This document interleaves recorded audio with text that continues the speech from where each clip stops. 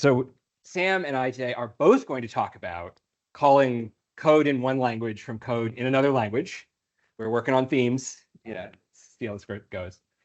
Raise your hand if you have ever written code in two different languages and had one of them call the other one in some way. So start shouting out which languages you used. Python and Rust. We're going to get some of that. What else? C and Rust. That's what I'm going to talk about. Any other examples people have done? Well, right. So over the network is sort of a different case. We're going to talk about within the process. But any other examples people have done? C++ and Rust. JavaScript and Rust. Scala and Java. That makes sense on the JVM. Yep. Python and Julia. I have no idea how that works, and I'd love to hear sometime. Tangentially involved with Flutter and Rust. Flutter and Rust. I'm not sure I even know what Flutter is, which is why I like coming to the meetup. So this happens all the time. There are all sorts of reasons to do it. For various historical reasons, it's often something and C. I think a lot of us have played with the sort of operating system details that make things kind of work that way. We're going to see some of that. In my heart of hearts, I want this to be a beginner-friendly talk, and I'm going to try.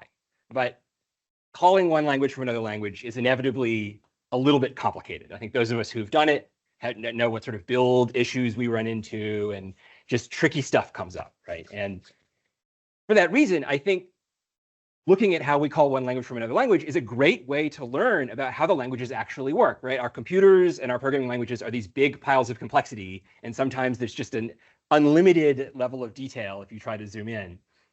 And just looking at how these two big piles of complexity talk to each other, I think that's a great way to sort of get some intuition about how they work, because they have to agree on something, and that sort of forces some details out into the open.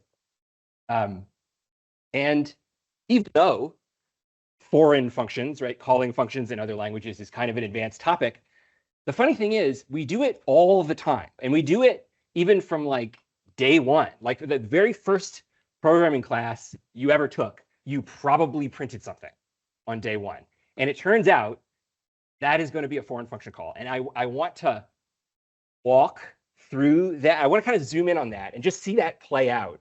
I'm going to use go to definition a lot in my editor just to see what happens when we print something, and just zoom in on our first foreign function call that we all maybe made without knowing it.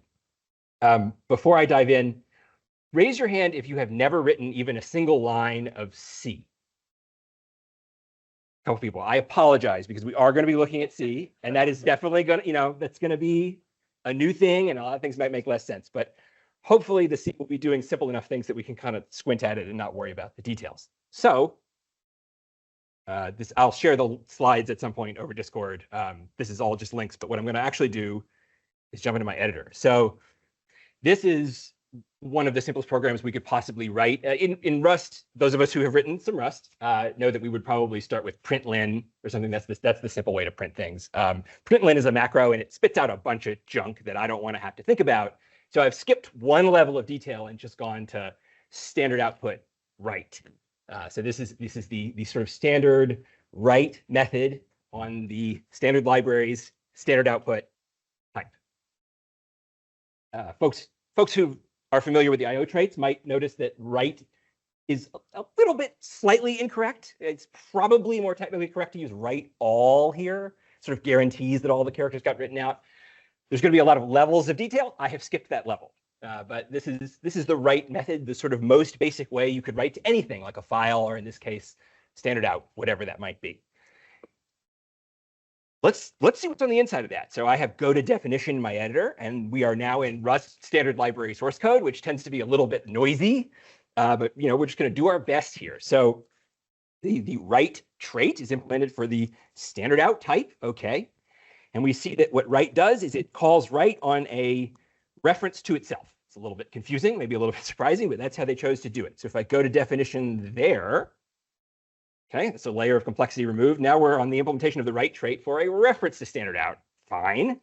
What does that do? It calls self.lock, and then it calls write on that. Okay. Some of us may actually have seen that you can call lock. It's a public method in the standard library. You can lock standard output. It turns out that there are locks involved when we print things, and sometimes it's more efficient to take them ourselves. So this is actually a public method, lock. So it returns something. I'm not even going to ask what it is. I'm just going to go to definition on the write method. All right, so we are the write trait for standard out lock.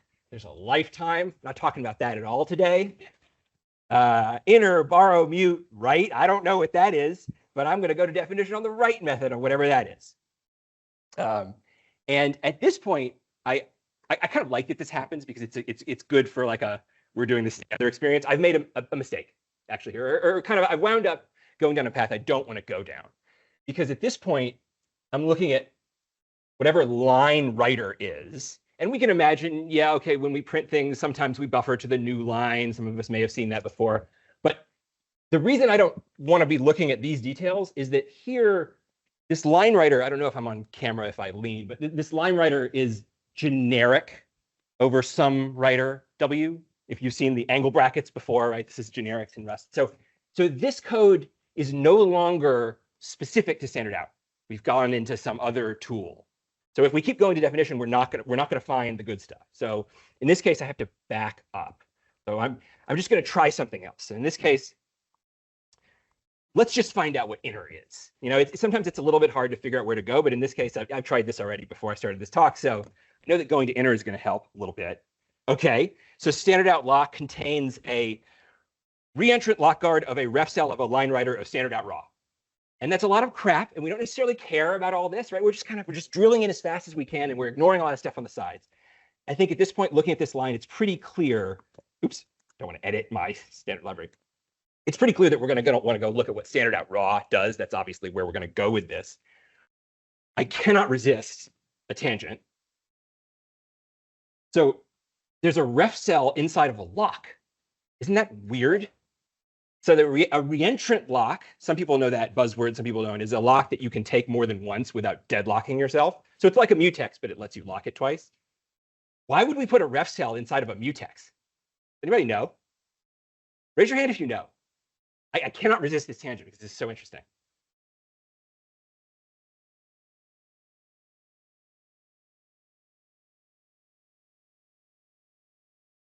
Right. So by sort of reentrant mutex's job is to let you lock it twice, as Ben said.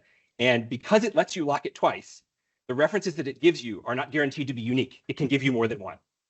So it only gives you shared references to the object on the inside. So if you want to mutate it, you need another level of locking. But it can be single threaded, so it's ref cell. This is a bunch of nonsense, but it's just, I love that detail. Let's go to definition on standard out raw. Okay, so standard out raw is a thin wrapper around something else called standard out.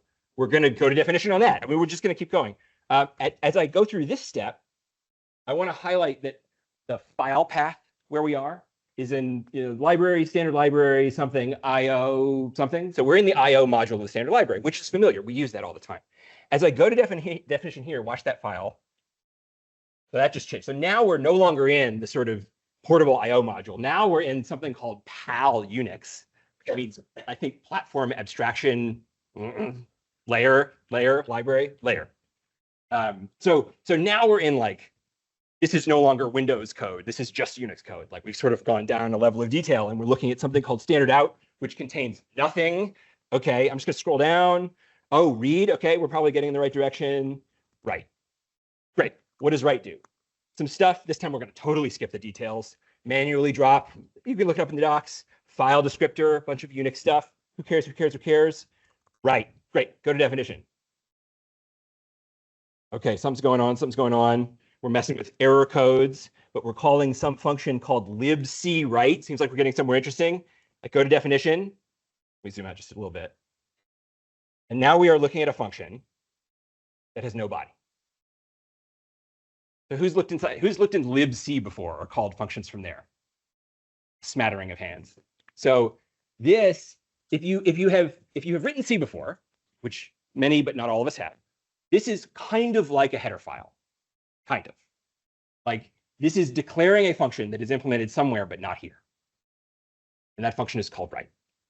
And it turns out that that function is implemented in the C standard library, which through compiler and linker magic, it gets included in all of our programs in some way, and we can call its functions. So that was a lot. This is like, so yeah, you can click on it later if you want to sort of follow this journey. But so like a lot of things are happening, and then at the bottom of it all, we're making a foreign function call into C code, which is going to do something in the operating system, but we don't care about that. So that's a lot of complexity. Can we do that ourselves, other than just like calling print? And the answer is yes. It's actually, we can strip away almost all of this detail, and I want to do it. My goal in this talk is to really just kind of throw stuff on the screen and give us the confidence that we could do it if we felt like it.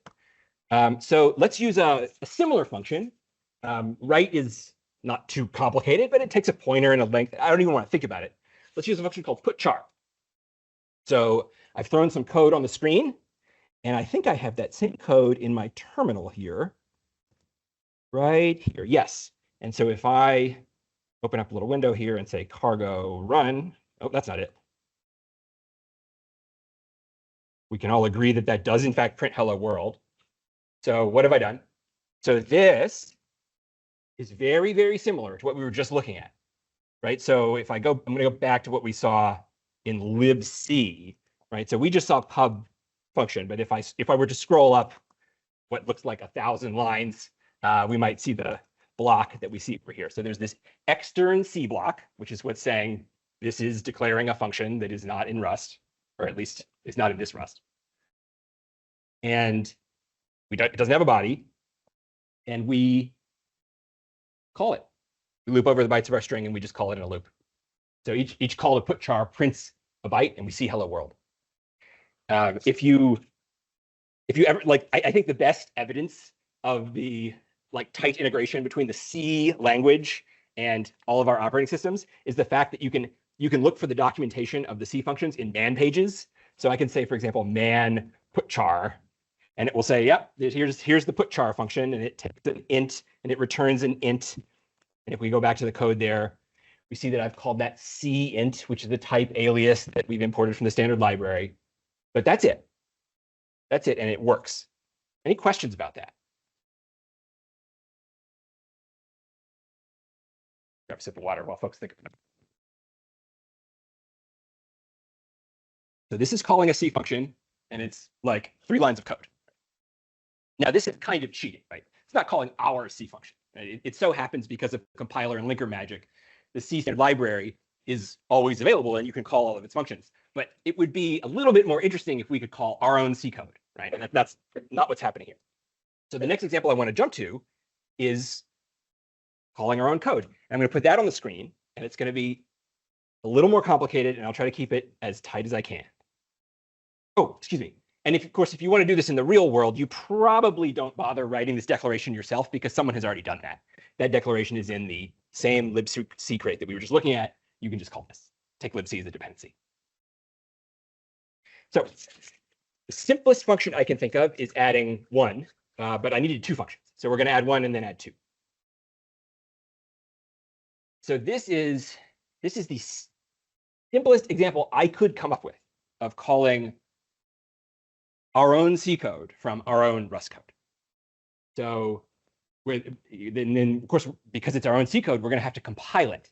As the folks who haven't written C may have written Java or C# or another Go compiled language, right? C is a compiled language. We have to invoke the compiler. We'll get to that, but we can look at the sort of just broad contours of what we're doing here. So where's the real code? There's a lot of code that's not real code, right? Like this unsafe extern C function has no body, right? And here in C, this declaration of add 1 has no body. So those aren't real code. But we see some real code. So okay, add 1 does actually add 1. That's Rust. It's got some junk around it. We'll talk about that. And over here in C, we have add 2, which I've implemented the obvious, most efficient way. And it does not have any junk, which is interesting. So I've used, instead of int, I've used int32t. I prefer that. I'm just sort of asserting how big the integer is. I could have used int. We saw the C int in the last example, but other than that, just personal preference. There's nothing interesting about add2. It hasn't been annotated in any way. But the Rust function has been annotated with some special junk. I'll talk about that briefly. And mostly you just copy paste this instead of necessarily remembering how everything works. No mangle refers to, how to put this? You can have more than one function called foo, right? Because you can have a function in this module and a function in that module and a function in this crate and a function in that crate. And C++, you can have overloaded functions, right? And so typically, because every function needs to have a unique name at the end of the day, the compiler just like invents some random numbers and gives them a unique name or something like that. And this is saying don't do that, because when C calls functions, it does not invent random numbers. It just expects them to have exactly that name in the binary. So this no mangle is saying, do things the C way, use exactly this name. Yeah. If you have two one.rs, you'll be able to do unsafe no mangle both. So the question is, if you have unsafe no mangle of function foo in two different files, what happens? I'm pretty certain the answer is that's a linker error. If not a compiler error, probably a linker error. Yeah, it'll say you have like multiple definitions of a symbol, I believe. We could try that, but live coding is dangerous, and so I'm gonna question.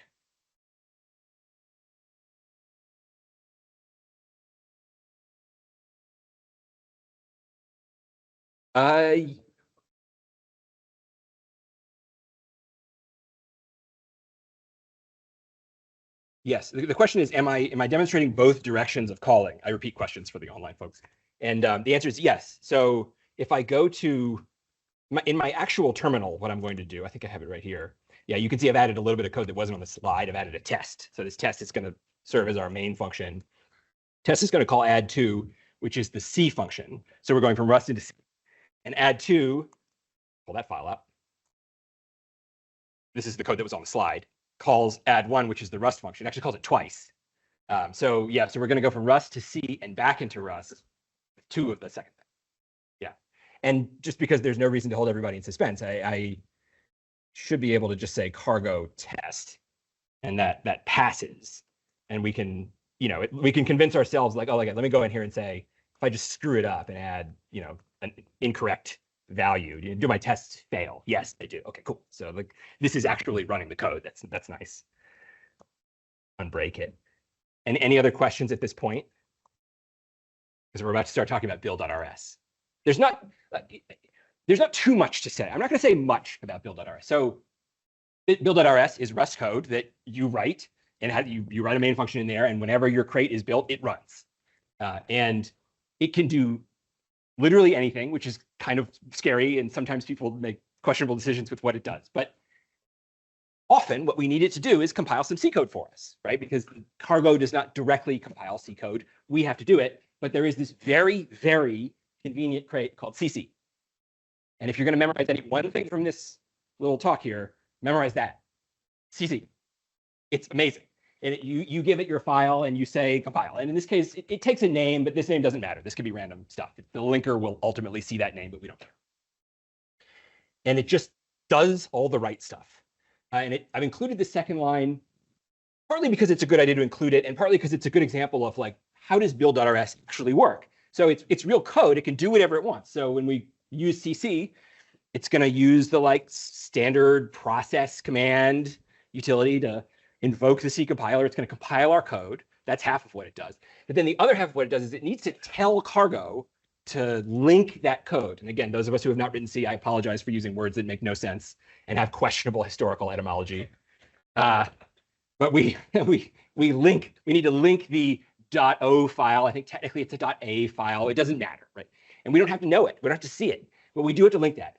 And it turns out that the communication from build.rs back to cargo, there's great documentation on this. You can Google it and find the cargo docs for this, is all done with print statements. And they all look like this. They start with cargo : and there's a million of them, and they can do different things.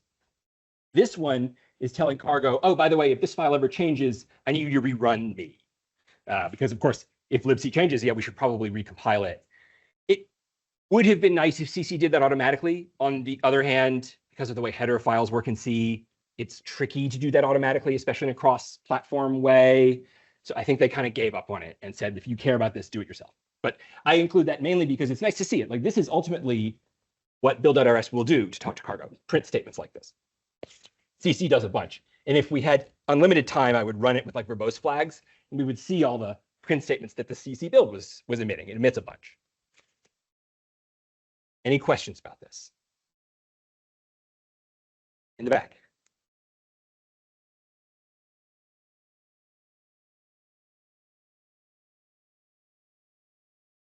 Yes, the question is what compiler optimization level or -O flags are going to be passed to CC in this case. I'm pretty sure, or passed to GCC, whatever compiler is being invoked. This works on Windows, by the way, which is incredible. The the CC crate is one of the best things in Rust. I prefer, it's like better than make. Sorry, that's controversial. I believe the default behavior of CC build is to mirror whatever Rust optimization level you're using. So if you build in with -- release in Rust, which is the optimized build, it's probably going to pass -03 or some platform's appropriate thing. I'm sure they have a method that would let you override that. This sort of nice fluent method call thing. There's like 100 different methods you can call. Yeah, and when you start reading code in CC and you see some of the hacks they had to do to get it to work everywhere, it's impressive. Any other questions? Yeah. Probably for the recording purposes, it makes sense probably to point not with the hand but with the mouse cursor. Yes, I should be pointing with my mouse cursor instead of my hand to highlight stuff. I know I'm on camera to some degree, but I don't see. Oh, they can see it. Oh no, look at that. Yeah, you're good. Sweet. Can't they see the station share? I think they can see this whole monitor. Yeah, what we see and what you'll see in the recording are slightly different, but that entire screen is covered by the camera. I get to cheat. Live CC had to go with bindgen. Well, okay, so the question is bindgen ? And the answer is next slide. I did, okay, I went ahead and threw this on the slide. So if we touch is a Unix command that says like update the modify time of this file, even though we're not really going to modify it, run that. It's going to force a rebuild. And then this little flag, I had to Google for that. I certainly don't remember it. But CC's documentation says set that environment variable if you want to see everything. I don't remember exactly why. So we should be able to run that. And right, it just prints an enormous amount of stuff. And if I had dependencies, it would be even more. But you can see it's setting. I think it's printing the environment variables that it's setting, or maybe the ones that it's I think it's printing the environment variables that it's reading. This is a little bit too much. This is I wanted to show this, right? So this is showing like, hey, I ran this command. And in this case, you can see we're compiling detect compiler family.c. That's not my code. You can imagine the sort of hacks they have to do to figure out what's actually going to work. But if I scroll down, eventually somewhere I find my stuff. Is this it? Have I found it? Lib. Yes, that's right. That is what I called my file. Thank you. And I forgot. Yes. So this is the printout that the CC crate did to debug, inform me that it compiled my code with this command. And there's a bunch of like, do I know what M64 does? No, I actually don't remember what that does. I imagine it has something to do with the size of an integer, but I have no idea. A bunch of warnings, cool, fine. So there's all these details, and we just don't have to care. Thank God. Until sometimes you do. So, right. So the question was bindgen. So if we had to live our lives doing this, we would be pretty fine for 4 or 5 simple functions, right? Yeah, I can declare add 2 and add 3 and add 4, and life is fine. I could probably remember how to declare print. But if you have a beefy library, which is often, maybe, hey, you want to call, the zlib, or you want to compress some stuff, and you have a C library that implements compression, and you're like, I want to call that. Well, zlib, there's already Rust bindings for it. You should just go get them from crates.io. But, in general, you've got some library that has like a beefy API, and you want to call that thing. Figuring out this stuff, first of all, it's a lot to type, and it's really annoying. Second, if you make tiny mistakes in this, you're screwed. Like there's a reason that all this, when you call these things, they're all actually, you're not gonna see it until you get to my tests, right? Wait, I want to say everything's unsafe. Where did the unsafe code actually live in this case? I should know.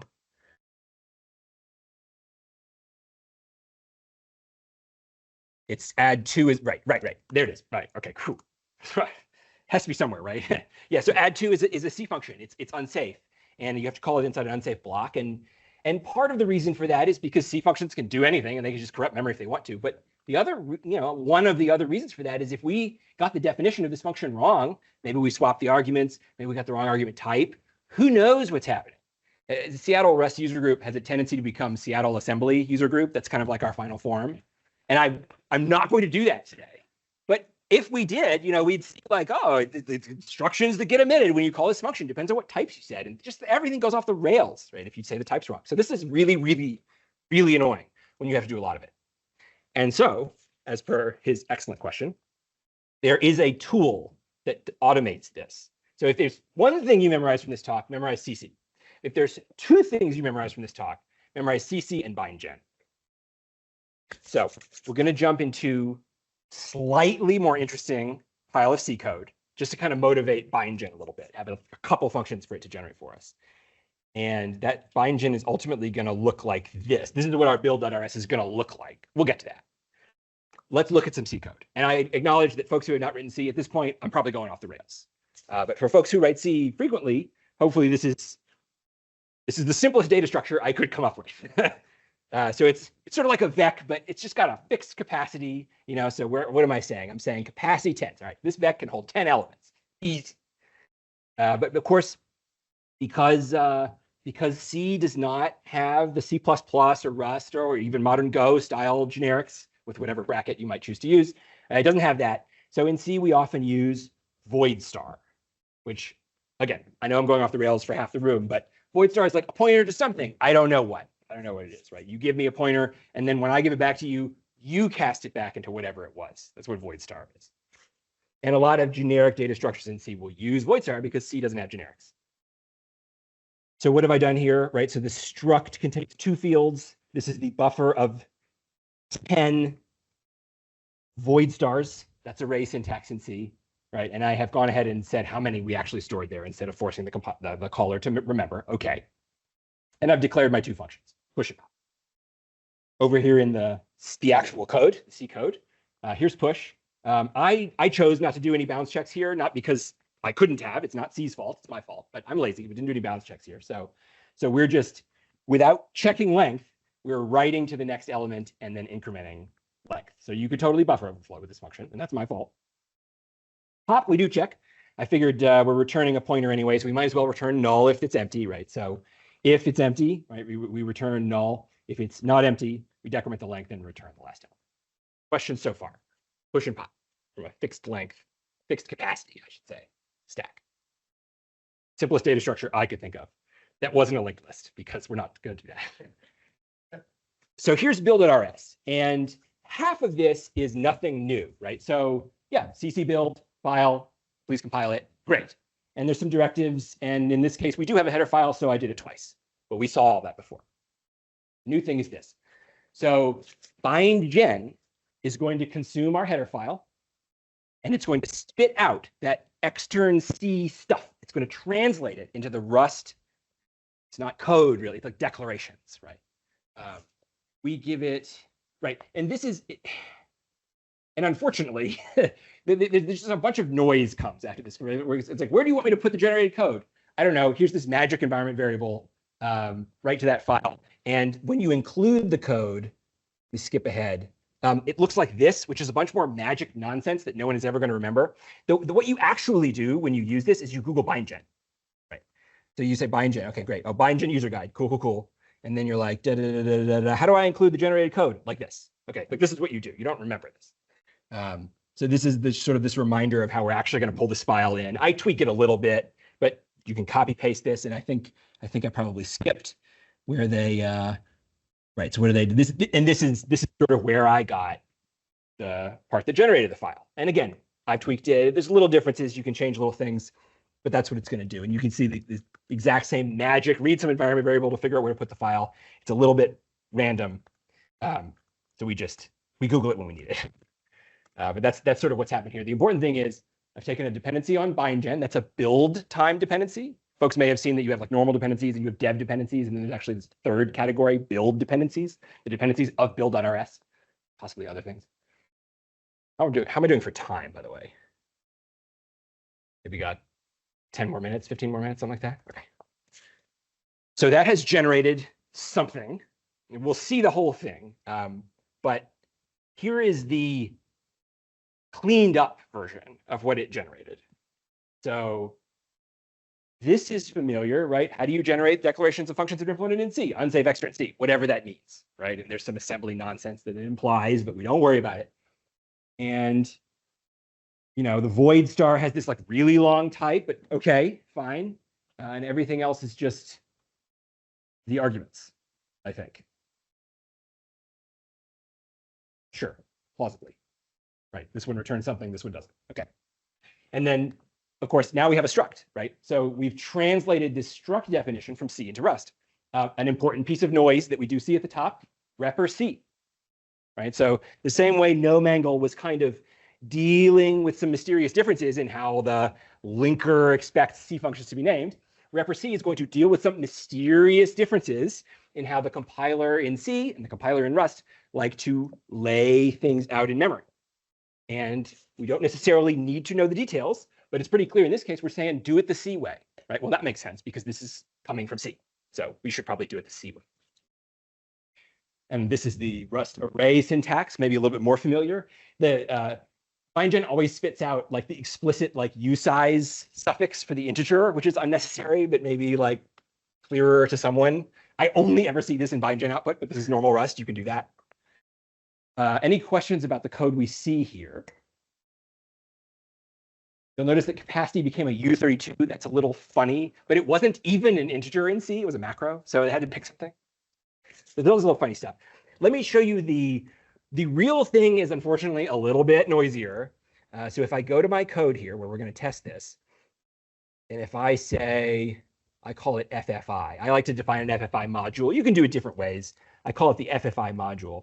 If I go to definition, that takes me to the actual output that wound up in my build. It's a bunch of crap. I don't even know what a max-align T is. We see a bunch of these. I'm going to zoom out a little bit. We see a bunch of these weird const declarations, which are actually tests. You should think of those as tests. There are like asserts, basically, that the types are the size that bindgen thought they should be. And then you see, okay, yeah, there's our struct definition. We saw that. Some more random tests. There's our functions. So that's what it actually looks like. It's full of noise. But the noise is there for a reason, I guess. Any questions about this? So where am I going with this? I got to remind myself. Right, so we copy pasted from bindgen docs without worrying too much about exactly what's happening. It is possible to read this. All of these things are turning off warnings. That's what allow does. We could have deleted that and we would just have a bunch of warnings because C's names aren't the same conventions as Rust names. Include works like include in C. This is like, hey, please actually literally copy paste this string into like the source code here. What string? The concatenation of the value of this environment variable and, oh, excuse me, include takes a file path, not a string, right? So, right, concat is constructing the path. Okay, we don't care, right? Something. But it's being included in that way. This is, cutting off the screen. Well, I thought it would fit. It doesn't fit. So now on the Rust side, we have to start wrapping these types that we've been given, right? So in Rust, I don't want to deal with an array of void pointers, raw pointers or whatever. I want a nice, safe type with safe methods, right? That's how I want to use this thing. The Rust is good at. So what am I going to do? Well, I'm going to declare my own type. Okay. And in this case, it's just got one field, and that field is the other struct. Okay, put a struct in a struct. I heard you like structs. And what do I do? In this case, maybe surprisingly, we can initialize this whole struct with no unsafe code. So there's no unsafe on this slide. The struct has two fields. Length starts at 0. Makes sense. And then we just create an array of null pointers. That's that. And you can create, this is a raw pointer, but you can create raw pointers in safe code. Funny thing. So nothing crazy here, except I believe we're going to see a compiler error. Yeah.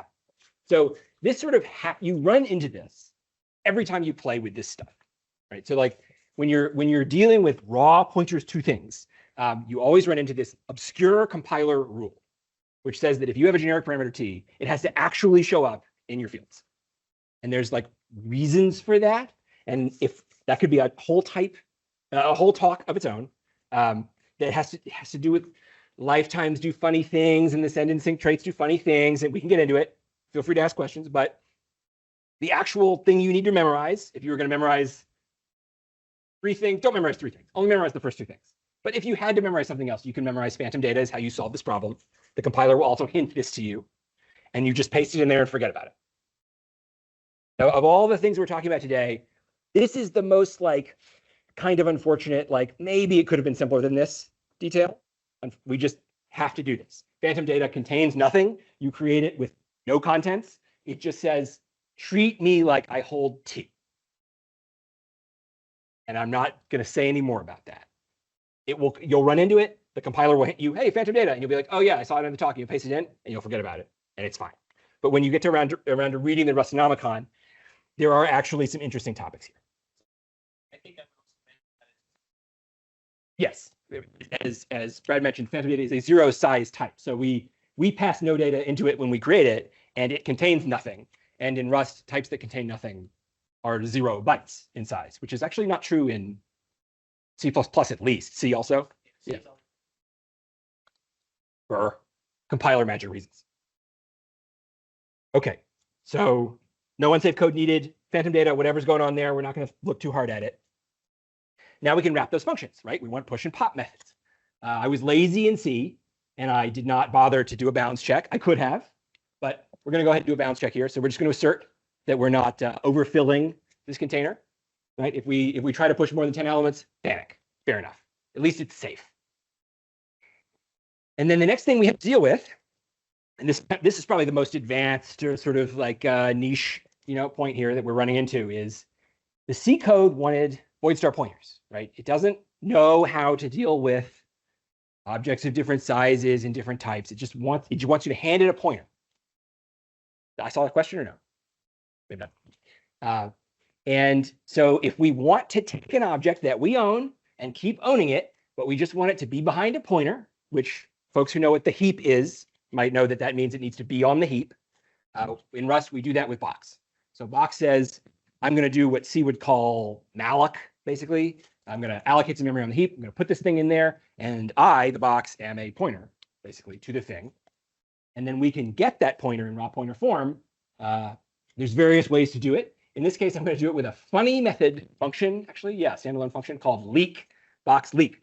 So normally, when the box is destroyed, when it goes out of scope at the end of the scope, so normally when lm box goes out of scope here, it would normally free that memory, right? Most things in Rust that allocate memory free it when they go out of scope, very similar to C++. We don't want it to do that because we're going to take that pointer and put it in a C structure. And if we free that memory, now we have a C structure full of garbage pointers, and we don't want that. So box leak is going to say, do not free this memory. And it happens to return a mutable reference to T, which is a little bit funny, but it turns out to make a lot of sense. It's a mutable reference to T whose lifetime is static. It's one of the funniest type signatures in all of Rust. And we can cast that mutable reference into a raw pointer and into a raw pointer of a different type. And the reason it is called box leak is if that's all we ever do, that memory is leaked forever, but it's perfectly valid. Talk about freeing it later. And then we call our function. Pop is the reverse, right? So we're playing the C pop function. We're getting a raw pointer back. Turns out that the way you check for null is the method in Rust. Fair enough.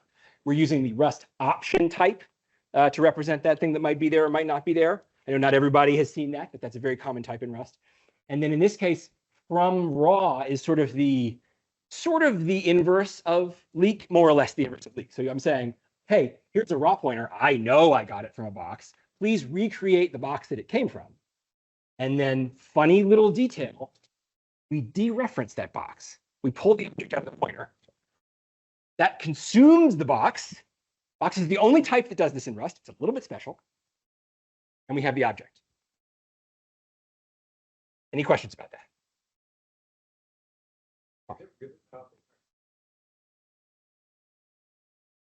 Is it really copying our thing over to the heap and copying it back? Yes. Yes, it is. So box new is semantically a copy to the heap. In many cases, we would hope that the compiler sort of notices that it's creating something on the stack and copying it to the heap and maybe just creates it on the heap. But that's up to the optimizer. And this dereference and I guess the implicit move that return entails, is copying from the heap. I realize that I'm throwing like a lot on the screen. We're basically done. One little detail. Hey, maybe we should free some of this memory. So in this case, if I go back, so if we do pop elements, we're pulling them out of their boxes correctly, I claim. I did test this code. And so we're not leaking memory. Like we're pulling those objects back to the stack, basically. And that's great. But if we left some objects in this short vec, they just get leaked. So we might want to have a drop implementation that avoids that. We don't need any more unsafe code to make this work because we already have pop. So we just pop until we're empty. So this prevents a little memory leak if you stop using a short vec that still has stuff in it. And I believe the very last slide is a nice little command. Yes, so I can run, we'll come back to this. I can run this code. So as before, it's the code from the slide. We've already seen all of this. And I threw some tests in at the bottom, whatever. So we can run that. The tests do pass. One thing I want to demonstrate, and then I'll take final questions and get off the mic, is, so we see this function test drop.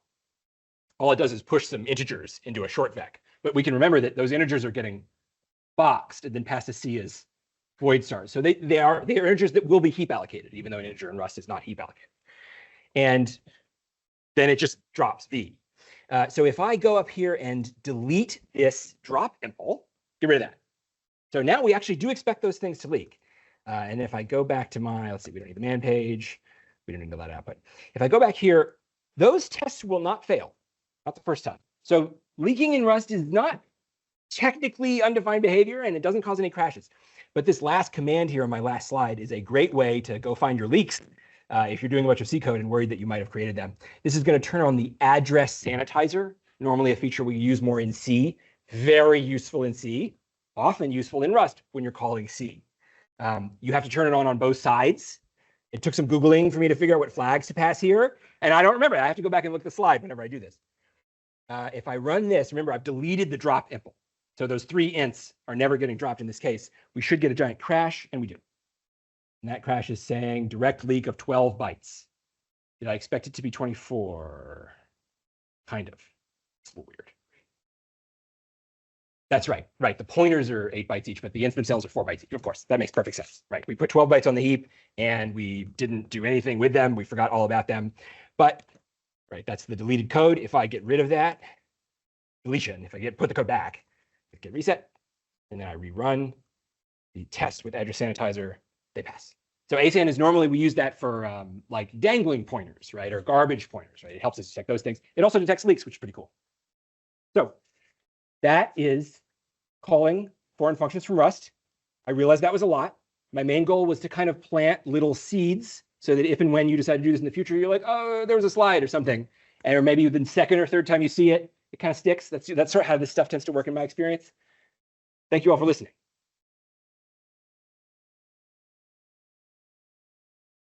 Any questions before I hand over the mic? Go ahead.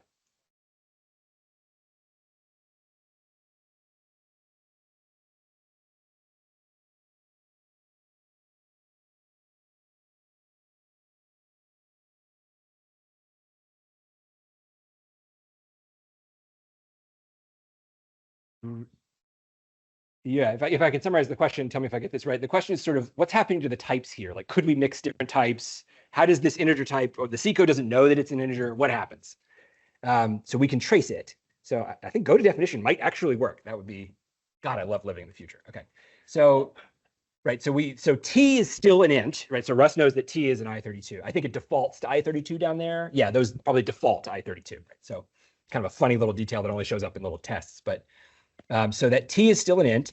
So box new of LM, so that's a box of int, a box of I32. That's still got it there. And then so when we leak it, let's go to definition of box leak. It's a little bit easier to read in the standard library docs, but this is good enough and it's in front of me. So leak returns a mutable reference. It's actually, right, it's not even a static mutable reference. It's a mutable reference whose lifetime is totally unconstrained. Such a funny thing. It could be a talk all of its own. But it is in practice, you could treat it like a static mutable reference. And so that's a mutable reference to I32. So T's still there. And then we cast it to a raw pointer to I32. So I32 is still there. and then we cast away the type right there.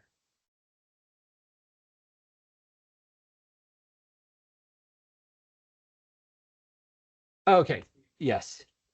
Yeah, the question is how you, right. So if let's say I just try to push a string is sort of what the question, right? So if I try to push a string, that is definitely not going to compile. And the reason it's not going to compile is that short vec, has a type T, and that needs to get inferred by the compiler. I could have specified it, but here it's getting inferred. So the compiler takes one look at that. It's like, oh, T must be I32. I think that is correct. I think the compiler looks at the first push and infers T. I'm sure someone in the audience would be like, it's technically the last push or something. I don't know.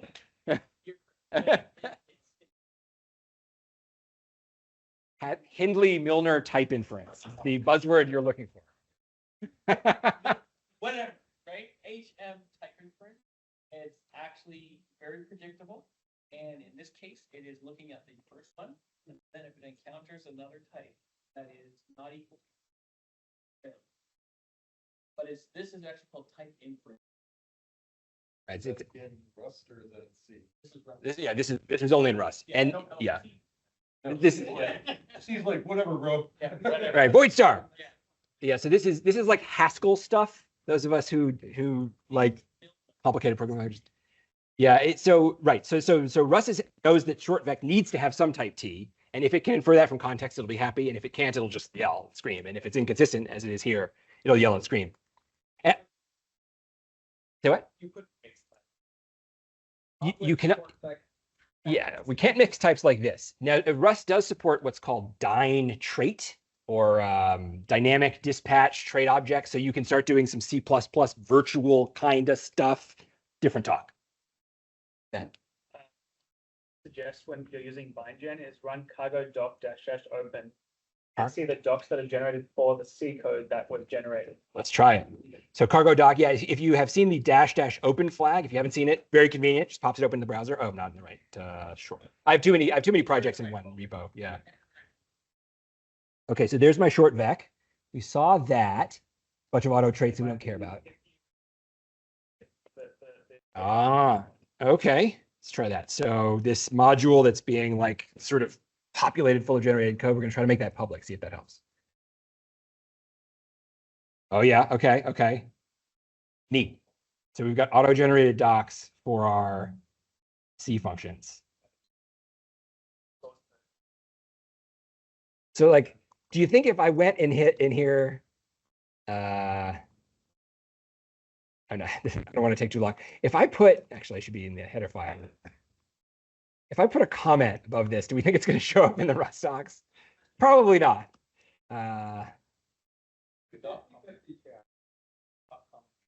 Triple slash? Well, triple slash certainly won't break anything if double slash is working. So let's run with that. Some stuff. I think I put the rerun comments in the right place. So FFI, what function did I annotate? Look at that! Oh my God, I thought it wasn't going to be there. Sick. These and other expert tips you find at the Seattle Rust users group. Yeah, gross. All right, thanks, y'all.